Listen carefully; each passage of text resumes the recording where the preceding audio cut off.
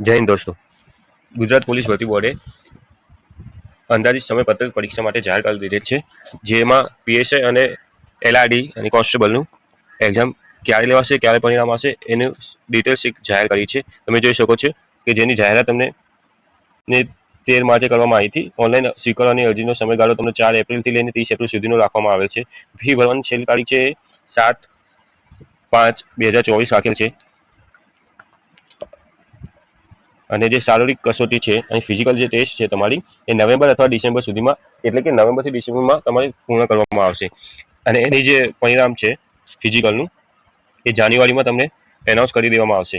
એ પછી એ લોકો જાહેર કરશે. પીએસઆઈ જે બિન હથિયારી પીએસઆઈ માટે છે એ લેખિત પરીક્ષા માટે એ તમારી જાન્યુઆરીમાં અથવા ફેબ્રુઆરીમાં આવશે. એટલે તમે જોઈ શકો છો નવેમ્બર અને ડિસેમ્બર સુધીમાં જો તમારી ફિઝિકલ ઓવર થશે તો તમને મેક્સિમમ 1.5 મહિનો મળશે.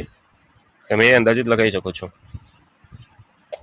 અને લેખિત પરીક્ષાનું જે તમારે ઓબ્જેક્શન અને ગુણ જાહેર કરવાનું છે એ ફેબ્રુઆરીમાં થઈ જશે. એનું ફાઇનલ જે પરિણામ છે એ પેપર 1નું માર્ચમાં એનાઉન્સ કરી દેવામાં આવશે. અને જે ક્વોલિફાય થશે પેપર 1માં એ લોકોનું જ પેપર 2 ચેક થશે. એટલે એમનું જે પેપર 2નું છે એ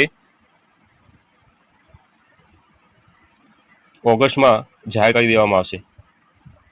અને જે ફાઇનલ જે આવશે રિઝલ્ટ એ પીએસઆઈનું સપ્ટેમ્બરમાં હશે. સપ્ટેમ્બર 2025માં એમનું ફાઇનલ રિઝલ્ટ જાહેર કરી દેવામાં આવશે. એ જ રીતે તમે જોઈ શકો છો એલઆરડી કોન્સ્ટેબલનું પણ જાહેર કરી દેવામાં આવેલ છે. જે આ લેખિત પરીક્ષા છે તમારી ફેબ્રુઆરી 2025માં. એટલે આમાં પણ મેક્સિમમ 1.5 થી 2 મહિના તમને મળશે તૈયારીના. એટલે અત્યારથી તમે તૈયારી ચાલુ કરી દેશો તો તમને આરામથી ક્લિયર કરી શકો છો એક્ઝામ. જે લેખિત પરીક્ષાના ગુણ જાહેર કરવામાં આવશે માર્ચમાં જાહેર કરવામાં આવશે. જે રીચેકિંગ કે તમારે કંઈ પ્રોબ્લેમ હોય તો તમે એનો વાંધા અરજી કરી શકો છો. એ તમે માર્ચ એપ્રિલમાં તમને એનું રીચેકિંગ માટે ફોર્મ આવશે.